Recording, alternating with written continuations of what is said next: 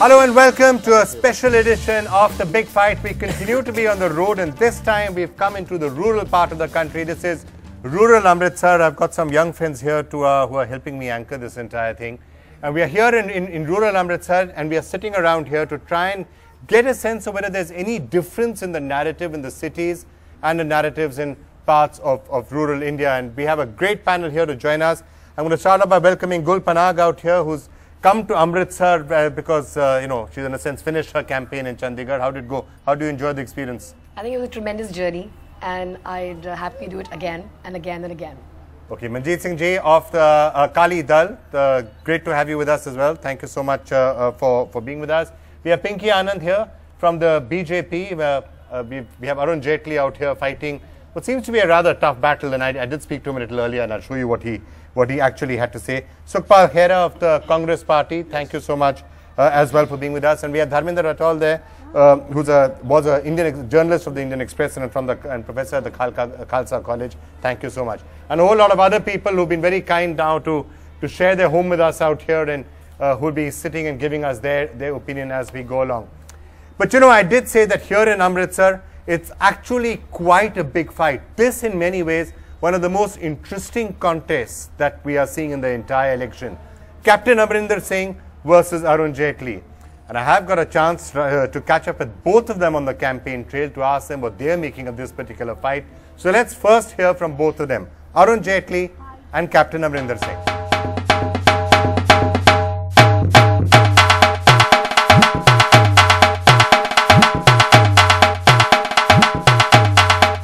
Every election becomes a tough battle.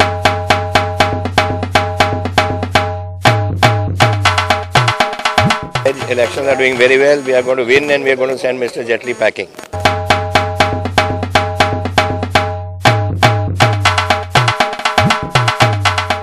I think the national mood is hugely against the Congress.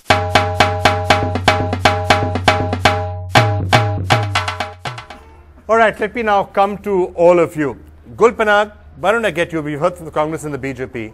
What do you think the real issues are in places like Punjab? The fact that there has been a systematic breakdown of public healthcare, public education, infrastructure.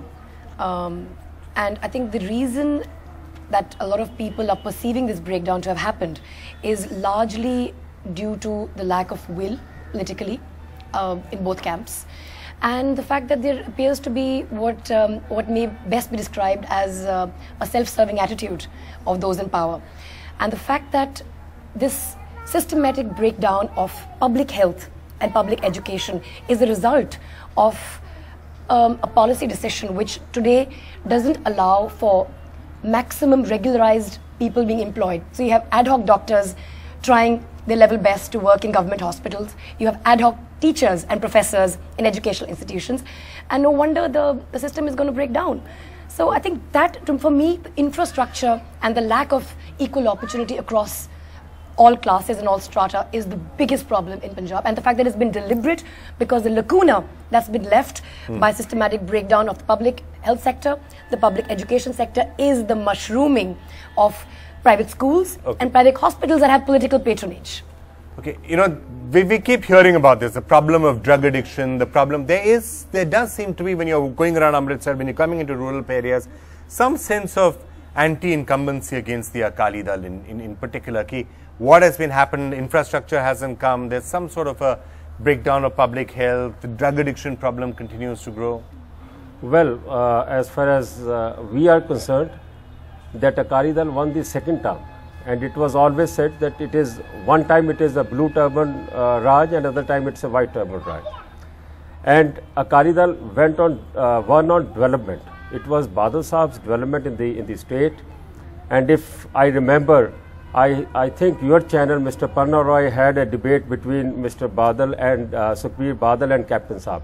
It was also this kind of a rustic area, and where Sukhbir told all the datas with facts that what development Punjab has done, and people voted for it. And where, on the other hand, Captain Saab was just saying कि मैं तोड़ देंगा, मैं बांध देंगा, the regular way of Mr. Captain to come into the elections, and this is the reason that Akalis have come to power.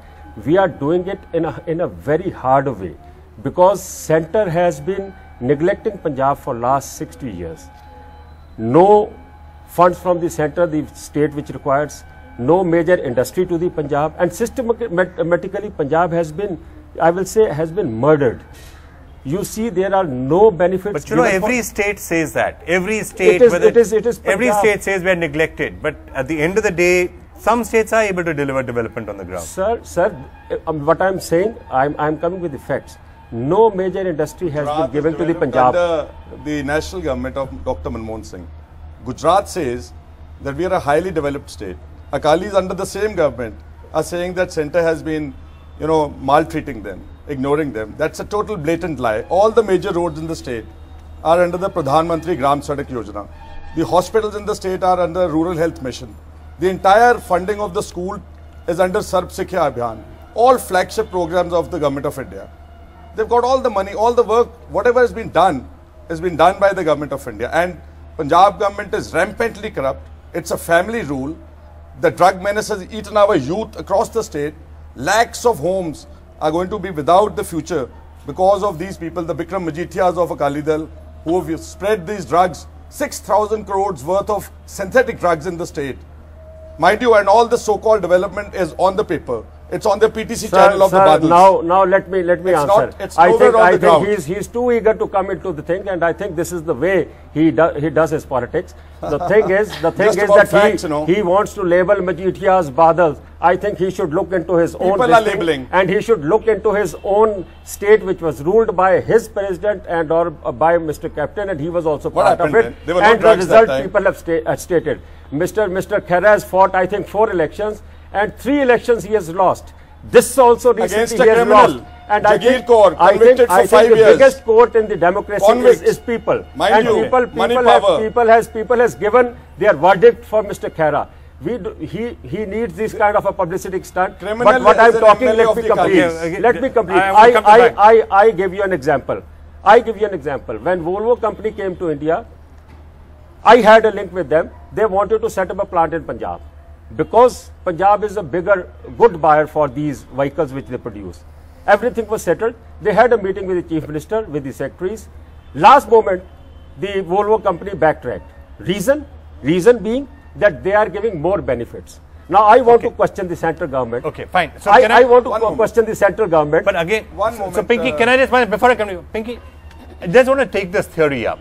Is it correct? I mean, I know you're allies of the Akali Dals, but saying that, oh, the reason why things are not happening is because of the central government, as he said, there are states, including BJP-ruled states. Madhya Pradesh, BJP ruled. Gujarat, BJP ruled. We have several well-run BJP states. There's no issue on that. What happened in their case? Is the centre unfair? I'll answer this question. Manjeet Singh ji, just 1 minute. Let her answer this and then I'm going to come to him again. The question is simply because under the central rule of Congress, you've had some states which have been able to successfully done, doesn't mean that Punjab has to be on the same platter. It depends on what you do vis-a-vis Punjab, and apparently, of course, if you have not given sufficient funds and grants to Punjab, and it's a fact, today in Punjab, whatever we have seen in Punjab, there is no industry worth any name. So you cannot have any development of any kind unless you have provision made by the central government in such a position to provide for industry. But how do other states do it without central assistance? Question, that is, you require central assistance, or you require the facility, or you require utensils. Let me answer this. I have to give him some time. Let me answer this. Sir, Gujarat has been ruled by Congress. Let him make the point, then you can answer it. Modi only came 15 years back. After independence, Gujarat has been ruled by Congress, and they have been giving package to it. For last 60 years, Congress never gave any package to Punjab. But Congress has ruled in Punjab also. What I'll tell you is, everybody knows here, we have information under the RTI Act. In Punjab, during the last 7 years, he's talking about industry, 18,770 units have closed down in Punjab. I'll answer this. In Batala, in Govindgarh, in Khanna, steel rolling mills, furnaces, not because of the wrong policies, because of lack of power, because of malpractices, because of red tapeism. It's all entirely their fault. The entire industry has run off from here, Punjab. It's not to do with the central government, mind you. Sir, if there is no power in Punjab, and if there is no electricity in Punjab, what will happen? If there is no infrastructure in Punjab, what will happen? I want to question them. I want to question them. If there is this state will be part surplus in this year in October. It is only because of the Badal government. They closed Bathinda plant. we again, you know, started this plant. Okay. This state will be power surplus plant, and when power will be there, industry will be there. If there's no now steel rolling, in steel rolling. She's saying, what about the loss in transmission? Steel rolling means the major raw material is power. It is also scrap. The major raw material is power. But there is no power. Can I get you in now, sir?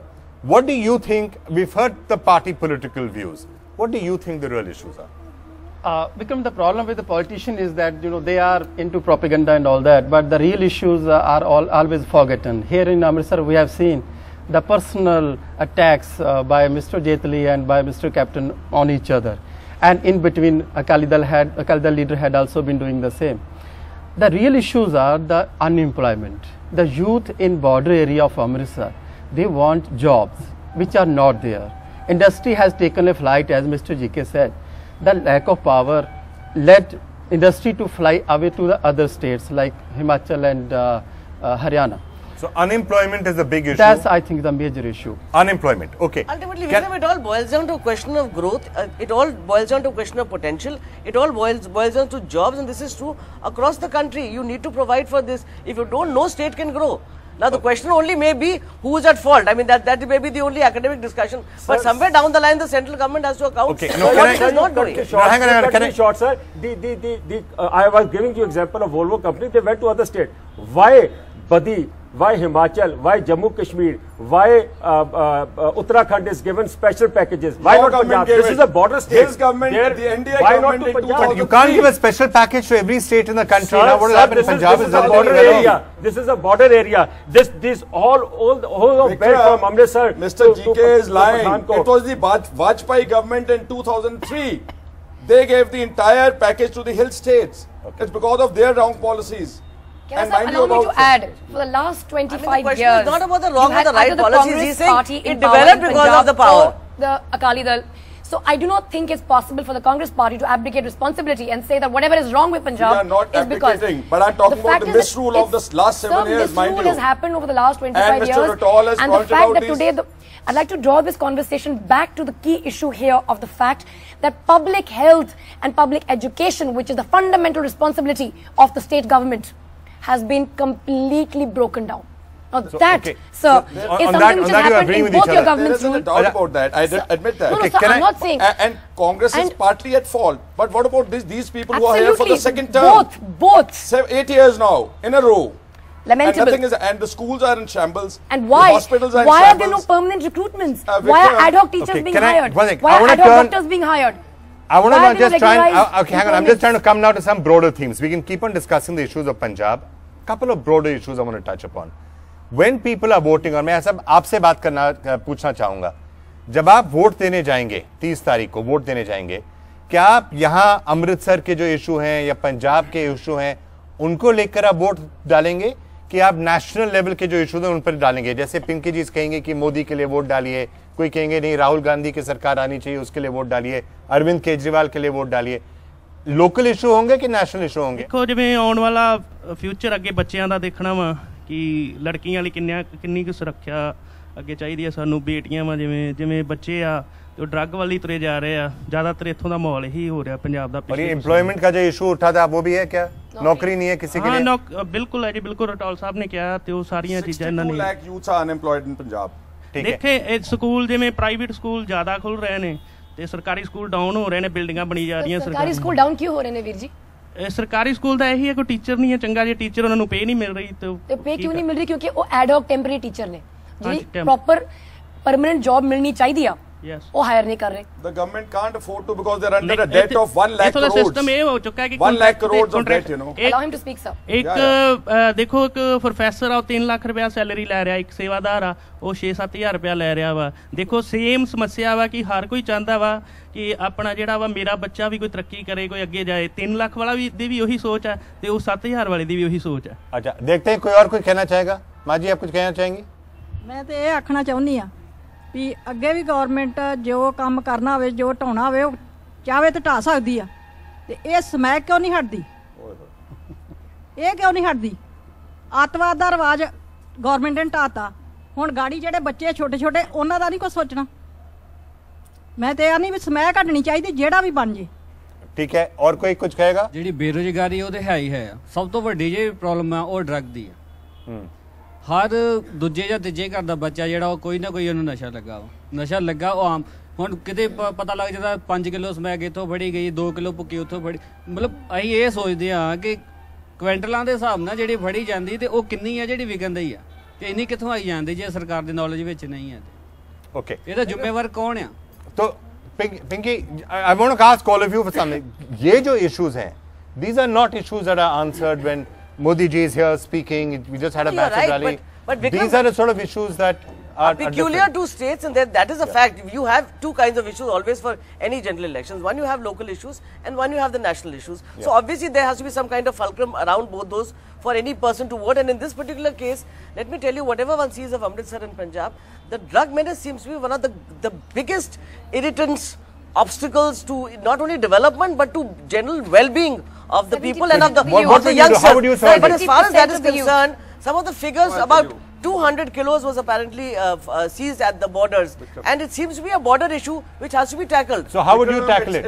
It's do with the border, but you know the Punjab police is totally politicized.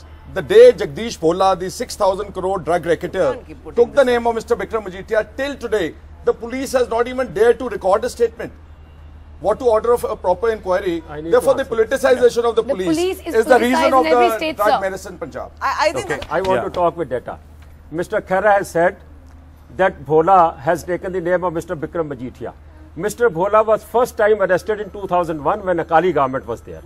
2002, Raja's government came, Captain Saab's government came, he was released. His case was, let me complete. His case was transferred from one jilla to the other jilla, which they cannot do. Now I am giving you the record, sir.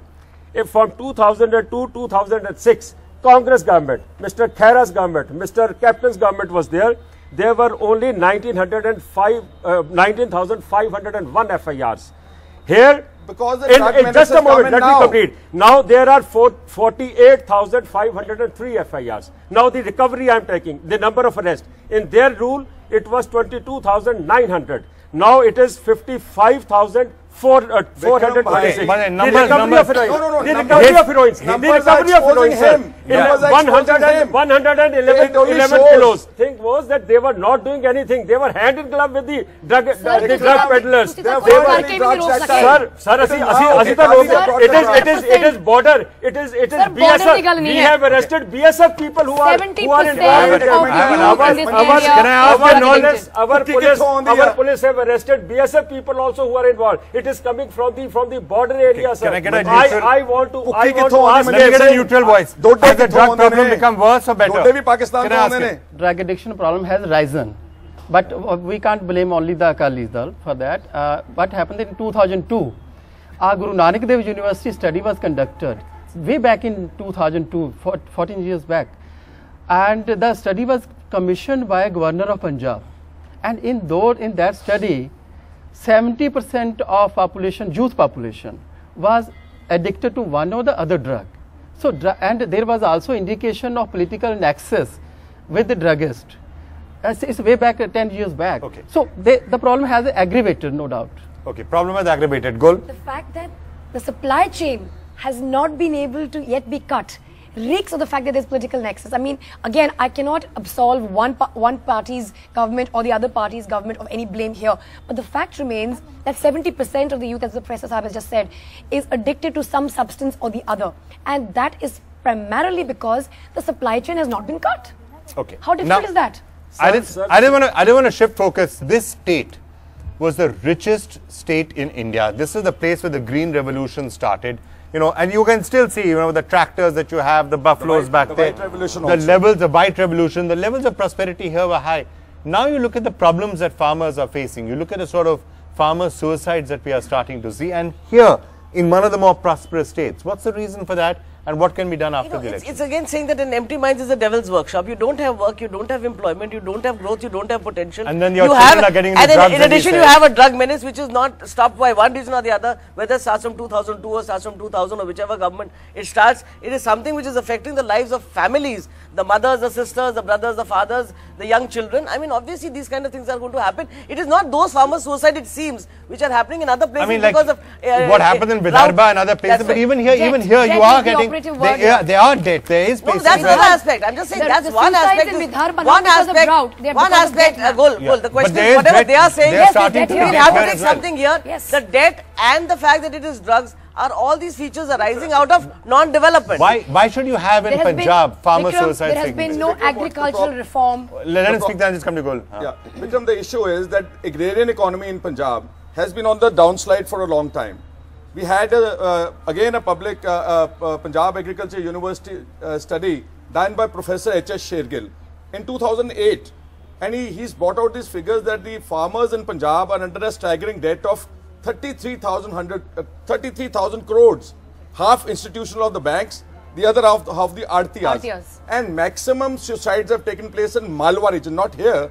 Maximum suicides in the home districts of the Chief Minister, Bathinda, Muksar, Sangrur, Mansa.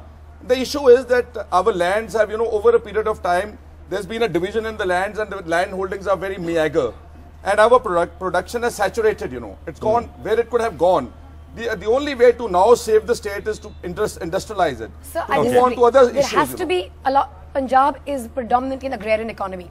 While we need industry, I disagree that we need heavy industry because the land acquisition in Punjab will make heavy industry prohibitive. Micro, small and medium scale industries, 2006 MSMED has been implemented. In Punjab. MSMED. Now coming back to the fact to have agro industries or infrastructure there. Okay, yeah. There's been no MSMED has been implemented in Punjab, 2006 Act. We need micro, small and medium industries to be implemented here, which don't need large tracts of land. But getting back to the agrarian economy issue, agricultural reform. I come from a farming family, Vikram, and let me explain the fundamental issue. The water table today averaging is at 290 to 300 feet. It has fallen dramatically. We are using high degree of fertilizer in our lands. Our lands are poisoned. There has to be an agricultural reform which has to be brought in at the level of what crop to cultivate, encourage more cultivation of cash crops. For example, bananas have been very successful in Punjab, by the way. There has to be a systematic approach to improving and reforming agricultural policy. 4 to 6 hours of bijli for agriculture, for irrigation is not the answer. But the more the bijli, the more the water gets sucked out. There has to be a sustained focus. We have to bring in experts and organize agricultural reform. Sir, farmers के साथ क्या हो रहा है? Linking of rivers, ultimately the whole issues are, this has to be handled at some levels where the country is taken forward. Interlinking of rivers has been a long-standing issue. Agricultural reform is not about interlinking rivers. Why? Interlinking of rivers, actually, I'm glad you raised that because I want to know what the Akalis make of your plan for interlinking rivers. So they proposed that in the past. I have land, ma'am. I'm coming from a village. I'm sorry, Gul, the fact that you have land doesn't mean that it's by provision in every department. Let me get you the question is if you have water levels falling down. He cannot fix the agricultural policy here because his alliance you're talking about water levels. You're talking about non-availability of water. Agricultural reform. Let's not make this about water and linking of rivers. May I come in? Agriculture. I need to answer agriculture. And can I also, while you are answering agriculture, I just want to know what the Akali Dal thinks of the promise that has been made by the BJP in its manifesto about the interlinking of rivers, because you've had issues with it in the past. Akali Dal is a major partner with BJP. And we will have a common minimum program, and whatever is right for this after the elections. She's sounding a bit surprised to her. Sir, now they are against 370. We are for more rights to the state. So we always differ with on some points, but we have a common minimum program which is interest in the country. And non-partisan resolution, we stand by it. They have their different goal. They are opposing. Now we are diverting. I need to answer agriculture. Can him speak? I need to answer agriculture. Can we allow him to answer agriculture first? The thing is, the Punjab is granary of India. We have been supplying food grains to whole of India, and systematically this industry, this agriculture is being killed. How? The thing is how? Who killed it? You people, the central government. What about Mr. Badal? 5-time Chief Minister. 9 or 10% increase is given. Mr. Badal, on 5-time Chief Minister. 9 or 10% increase His is given on paddy thousands of crores. and wheat crops. Whereas the input cost, it goes from 30 to 100%. the cost of seeds, the cost of fertilizers, the cost of diesel. Yeah. And if Mr. Badal does not give 5,000 crores for the free electricity to the farmers, I think there will be more suicides. Okay, hang on. And it is only Mr. Badal who has been taking out money from the economy. The support price for rice and wheat committing needs to be a suicide. multiple. Mr. It Badal, needs to be a with 80 multiple acres of of the land input cost. holding, has come into thousands of crores of assets. Okay, wait a minute. Needs to be a multiple Gentlemen of and the ladies. support price. The support price. Gentlemen and ladies, one second. He, as he said, has to be a multiple of the input cost. Can I just try and come out from this, come back to some national issues? Every time on the big fight of the last few weeks, we've been trying to get some big national trends that we think. Last week, we were talking a lot about leadership and how leadership is becoming a big theme.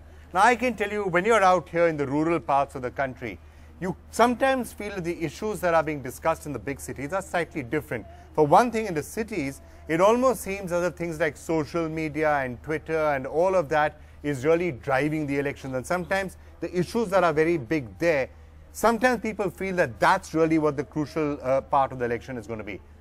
Out here, that's not quite the case. Gul, I'm going to welcome some special guests now who are joining us. We have Arvind Gupta joining us of the BJP, who's been really the person behind this very high-tech IT campaign that the BJP has been running. We have Priyanka Chaturvedi of the Congress Party also joining us. And we have Atul Satija, who's the Vice President and MD Asia Pacific of InMobi, one of the largest companies behind the entire mobile revolution. I just want to come to all three of you, and before I come back here, to what extent do you think the mobile revolution and social media and all of this is really going to be a major factor in the elections? It looks that way in the cities, not quite that much when you're here in places like this. Who wants to go first? Atul, why don't I start with you? How big do you think social media and the internet have been in this election? So Vikram, I think the impact of social media in the urban areas obviously has been very large. We know, BJP has been the front runner in using social media. Aam Aadmi Party has been using it since the Delhi elections, whether it's the YouTube channels, the Facebook pages, the Twitter handles, the websites, the donations, the microfinancing on the websites. It's been very, very important part of the entire election run.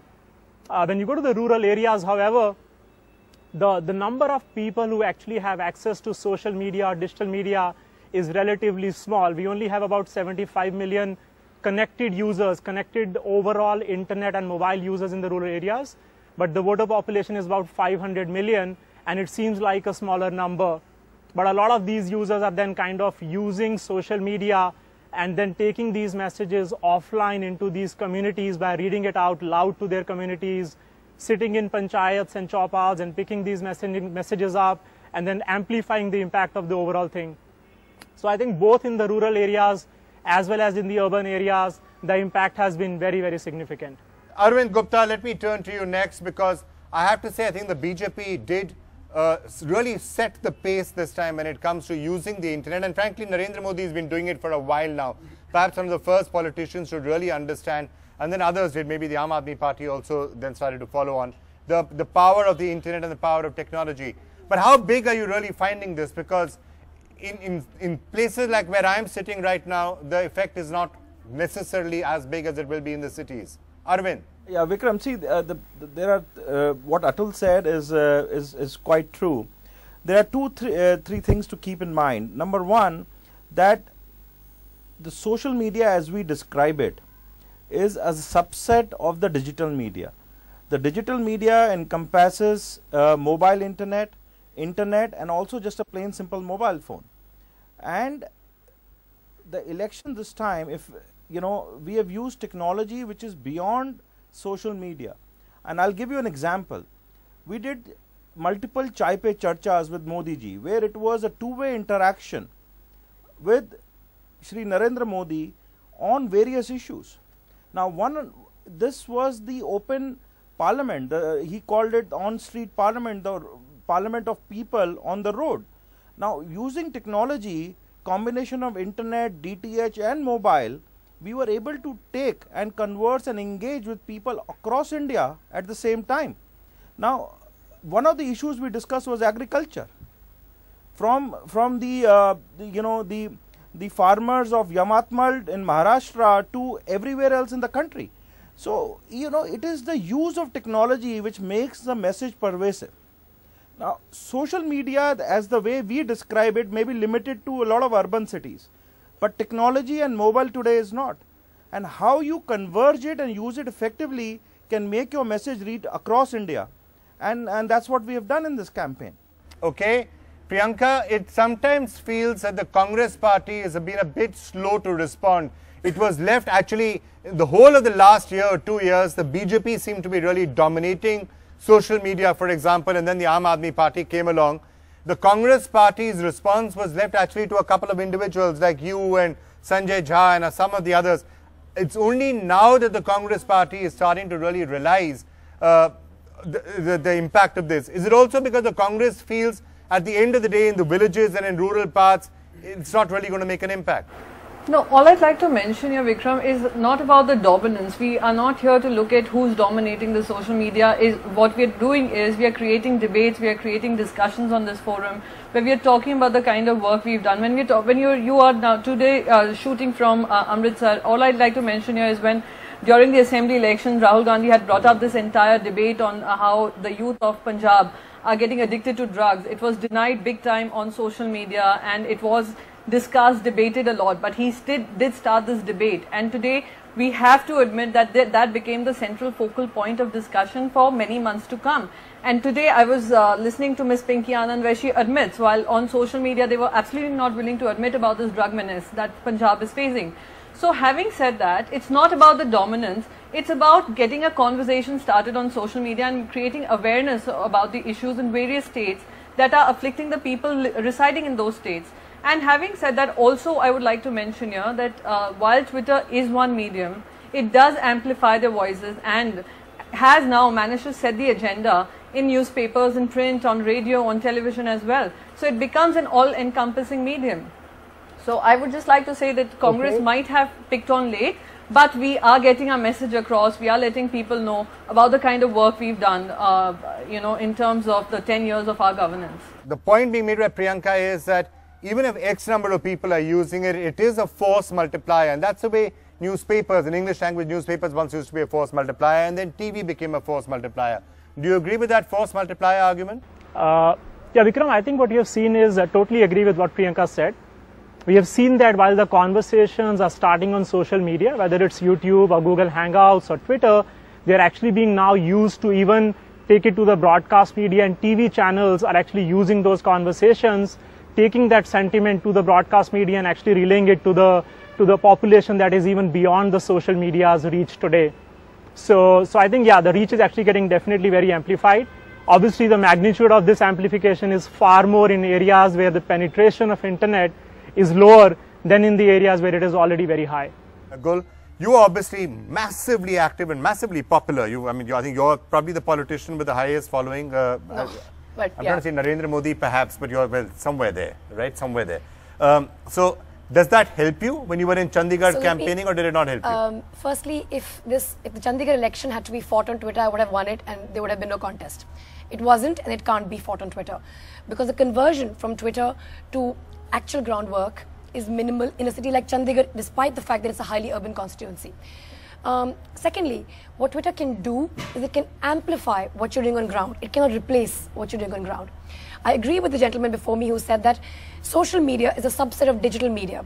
And while social media may not be a game changer in a lot of constituencies in India, digital media, of course, has permeated that layer which prevents social media's proliferation. For example, SMS But you're saying even Chandigarh wouldn't have made a difference, right? Even with you. And I'm saying that. I mean, it's even with you, even with Chandigarh. So where we are out here, where we are.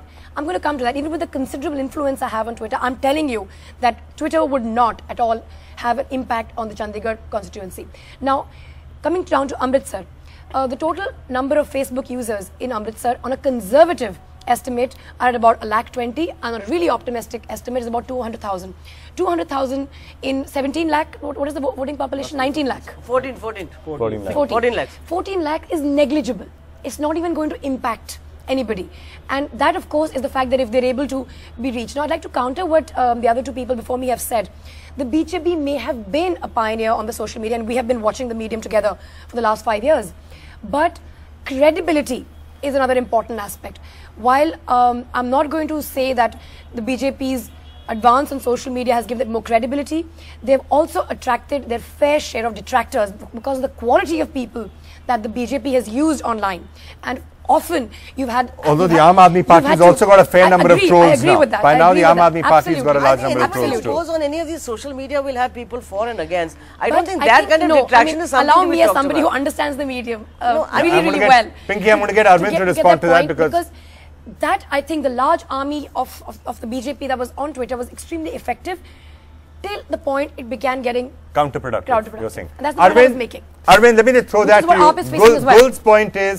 Gul's point is that sometimes having a large following on social media and digital media is a benefit, is a positive, but sometimes it can start becoming a negative, and especially at a position right now where the BJP and Narendra Modi in particular are trying very hard to send out a certain message which is a moderate, middle of the road sort of a message. Some of the support in social media can take the BJP off that message and can give a more extreme image, than perhaps you would like. How do you handle that? See, there are all sorts of people everywhere in the country. They are also on social media.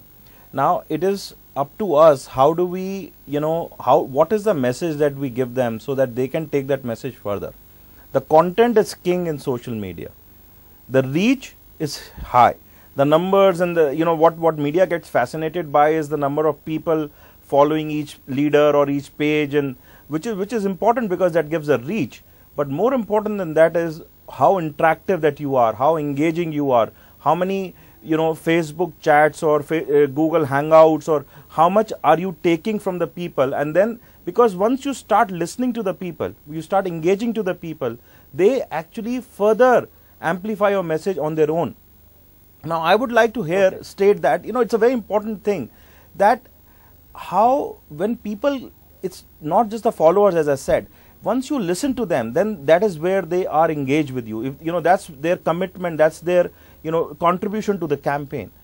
We have used this thing called crowdsourcing or the power of the people very effectively in this campaign to understand issues facing each region, each constituency. And I think that is where the power of numbers has really helped us this time.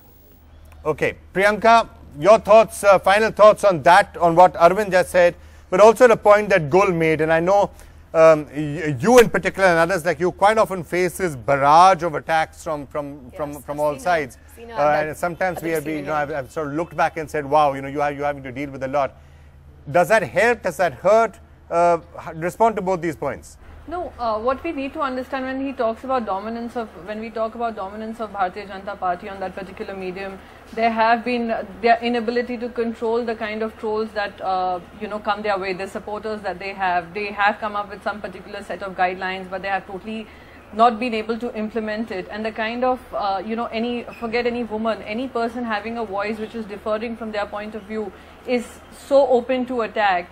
And we have not seen any kind of, when you see them even on television debates or the speeches that they're making in rallies, none of them have come and denounced any speech made by Amit Shah in, Muzaffarnagar areas while campaigning in UP. And the same applies even on social media.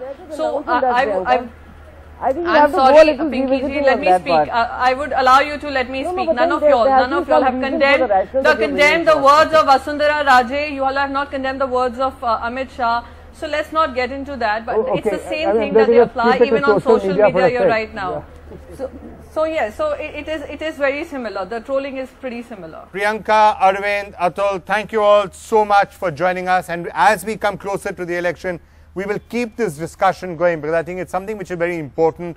One of the things that is perhaps making election 2014 different. We've set the stage on today's show. I will come back to the three of you a little later as we get closer to the election results. And perhaps even after that, I think it would be interesting to see just what sort of an impact all of this did have in election 2014. Thank all three of you for being here. I'm going to come back here to this lovely rural setting in Amritsar in a couple of minutes after this break.